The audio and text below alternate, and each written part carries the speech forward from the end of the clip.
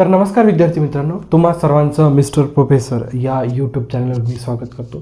So this is the lecture number 9 from rotational dynamics. Okay, in the last lecture we have discussed the new concept that is nothing but the centripetal force.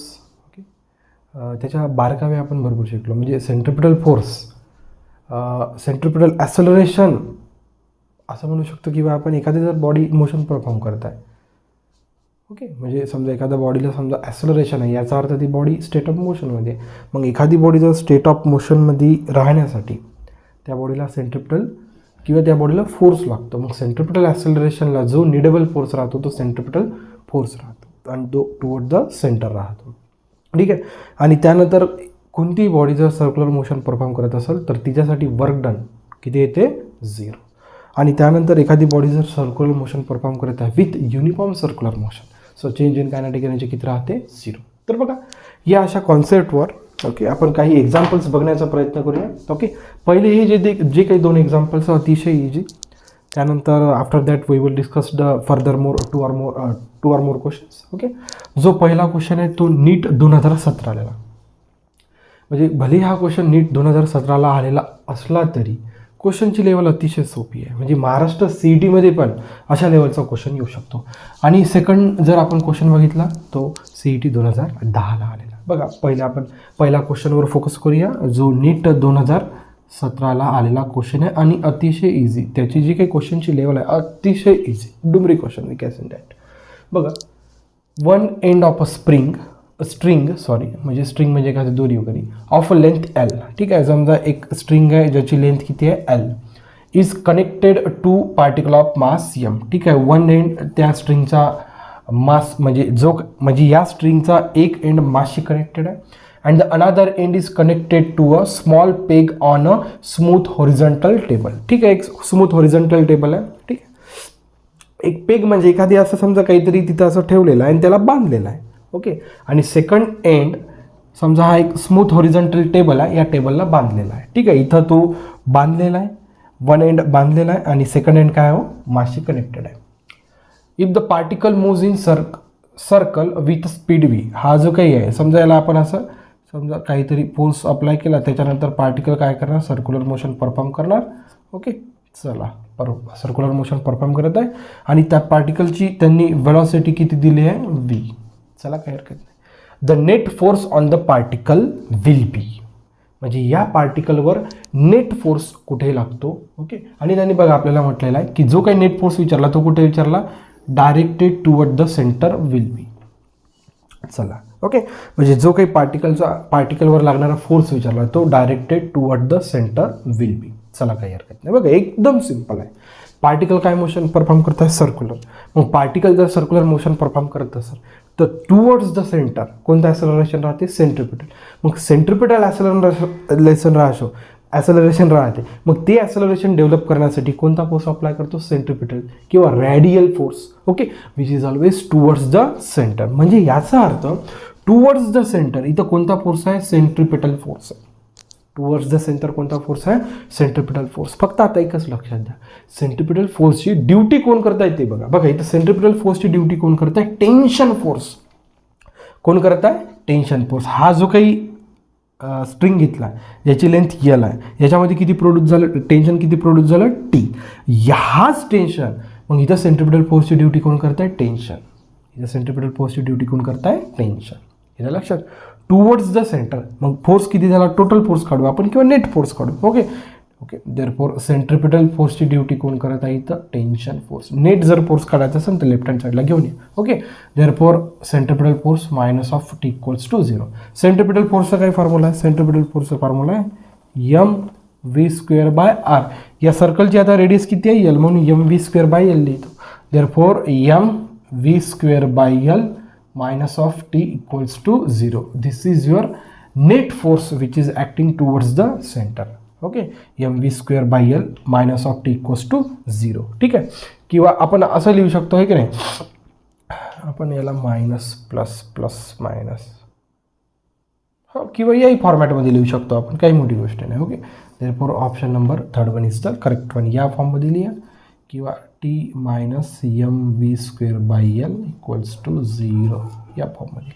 Net force विचारला आपल्याला. काय विचारला आहे? Net force. अतिशय डुमरी question. Okay, next question बघा. जो काही क्वेश्चन महाराष्ट्र CET 2010ला आलेला क्वेश्चन आहे आणि हा अतिशय डुमरी क्वेश्चन आहे बघा. Anybody can do it. बघा अतिशय. A particle of mass m is executing uniform circular motion. ठीक आहे, एक पार्टिकल आहे ज्याचा मास m आहे. ओके, तो युनिफॉर्म सर्क्युलर मोशन काय करत आहे? परफॉर्म करत आहे. त्या पार्टिकलची वेलॉसिटी v आहे, इथे आहे. ठीक आहे, चला काही हरकत नाही. Okay, on a path of a radius r, काही हरकत नाही. Where p is the magnitude of linear momentum. p काय आहे? Magnitude of linear momentum. The radial force acting on the particle. त्यांनी काय विचारलं आपला? Radial force. रेडियल फोर्स म्हणजेच कोणता? Centripetal force. काय विचारलं आपल्याला? Centripetal force. फॉर्म्युला किती आहे? mv²/r. त्यांनी काय विचारलं आपल्याला? Find out the radial force acting on the particle. पार्टिकलवर रेडियल फोर्स एकच फोर्स राहतो, सेंट्रिपिटल. किती व्हॅल्यू आहे? mv²/r. ऑप्शन दिसतो का तुम्हाला? नाही. बघा ऑप्शनमध्ये बघा, ऑप्शनमध्ये तुम्हाला mr दिसते. mr सोबत काय दिसते? p. And p is nothing but magnitude of linear momentum. आपल्याकडे या ऑप्शनमध्ये बघा mr आहे, v नाही आहे. म्हणजे आपल्याला ऑप्शनमध्ये v नको, आपल्याला ऑप्शनमध्ये काय पाहिजे? p. म्हणजे याचा अर्थ आपल्याला कुठेतरी काय करावं लागते? कन्वर्ट करावं लागते. बघा एक्झाम रिझन. बघा आता मी काय करतो? खालीवर काय करतो? m नी मल्टिप्लाय करतो. तर m चा काय झाला इथं? स्क्वेअर. ओके, मोमेंटमचा फॉर्म्युला माहिती आहे तुम्हाला, product of mass and velocity. Okay, therefore बघा आता m² v² ठिकाणी काय लिहू शकतो मी? p². मग m² p² is replace by काय करायचं आपण? m² v² can be replace by p² divided by r into m. म्हणजे जो काही सेंट्रिपिटल फोर्सचा फॉर्म्युला आहे तो इन टर्म्स ऑफ PRM पाहिजे, इन टर्म्स ऑफ p²/r. एकदम सिंपल आहे. सेंट्रिपिटल फोर्सचा जो काही आपला फॉर्म्युला होता, ओके, mv²/r किंवा mr⍵² किंवा m इंटू v. या तिन्ही फॉर्मॅटमध्ये आपण हा फॉर्मॅट याच्यासाठी यूज करत आहे कारण की प्रत्येक फॉर्म्युलामध्ये m आणि r दिसून राहिला, m आणि r दिसून राहिला. फक्त आपण काय केलं? याला कन्वर्ट केलं मोमेंटममध्ये. काहीच नाही, त्यांनी फक्त आपल्याला सेंट्रिपिटल फोर्सचा फॉर्म्युलाच विचारला. जस्ट आपण मोमेंटममध्ये तो फॉर्म्युला काय केला? कन्वर्ट. काही मोठी गोष्ट नाही, काही मोठी गोष्ट नाही आहे. बघा हे असे 2 इझी क्वेश्चन्स होते. यानंतर परत आपल्याला 2 ते 3 क्वेश्चन्स बघायचे. Okay, so we will see the next questions. बघा त्यानंतर 3-4 examples. Okay, 3, 4 and 5. Okay, 3rd number example. बघा अतिशय इझी क्वेश्चन आहे. 3 ओके, लास्ट आपण 2 क्वेश्चन ऑलरेडी बघितले, परत 3 क्वेश्चन्स बघूया. बघा, a body of a mass 500 gram, एक बॉडी आहे जिचा मास 500 ग्रॅम आहे, is revolving in a horizontal circle of radius 0.49 metre. The centripetal force acting on it if it's time period is 11 second. काही हरकत नाही. बघा आपल्याला सेंट्रिपिटल फोर्स विचारला. त्यांनी काय विचारलं आपल्याला? Centripetal force. सेंट्रिपिटल फोर्सचे 2-3 फॉर्म्युला आहे, mv²/r किंवा mr⍵² किंवा mv इंटू ओमेगा. आता या 3 फॉर्म्युल्यापैकी आपण कोणता फॉर्म्युला यूज करू शकतो? बघा आपल्याला मास गिवन आहे, रेडियस गिवन आहे. ठीक आहे, मास हाऊ मेनी? 500 ग्रॅम आहे, तर किलोग्रॅममध्ये कन्वर्ट करू 10⁻³ किलोग्रॅम. रेडियस तुम्हाला दिले आहे 0.49 मीटर, याला कन्वर्ट करायचं काही प्रॉब्लेम नाही. त्यानंतर तुम्हाला सेकंद किंवा टाईम पिरियड दिला आहे. टाईम पिरियड किती देऊन आहे? 11 सेकंद. ठीक आहे, बघा आता यापैकी कोणता फॉर्म्युला यूज करायचा? बघा आपण 2nd नंबरचा फॉर्म्युला यूज करायला चाललो. का बरं जातो? याचा रिझनही सांगतो. बघा mr ओमेगा म्हणजे काय हो? 2π डिवायडेड बाय टाईम पिरियड, त्याचा होल स्क्वेअर. ओमेगाचा काय? स्क्वेअर. आता बघा m दिलेला आहे, that is 500 into 10⁻³ kilogram. Radius 0.49 आणि टी म्हणजे काय? Time period. त्यासाठी आपण हा फॉर्म्युला यूज करतो. हा फॉर्म्युला याच्यासाठी यूज नाही करत आहेत कारण की तुम्हाला वेलॉसिटी नाही माहीत आहे. हा फॉर्म्युला याच्यासाठी यूज नाही करत आहेत कारण कोणतं? वेलॉसिटी म्हणा किंवा त्या पार्टिकलची स्पीड म्हणा दिलेली नाही, म्हणून आपण हा फॉर्म्युला यूज करायला चाललो. बघा हा फॉर्म्युला यूज करू. Therefore centripetal force equals to mass. Mass is how many? 500 into 10⁻³ kilogram. Radius is how many? 0.49 आहे, तर याला मी 49 किंवा 49 10⁻² लिहू शकतो. ओके, इथपर्यंत काही प्रॉब्लेम नाही. आता बघा 2. ओके, पायला आपण लिहू शकतो 22/7 इंटू 1 टाइम पिरियड, त्याचा होल स्क्वेअर. ठीक आहे, therefore centripetal force equals to, बघा याला आपण असं करू 500 इंटू 49 इंटू -3 - 2 10⁻⁻5. काही हरकत नाही. ओके, बघा इथे तुम्हाला जो काही टाइम पिरियड आहे याची व्हॅल्यू पुट करायची आहे. 2 into 22 divided by 7 into 1 upon time period किती आहे 11 त्याचा होल स्क्वेअर.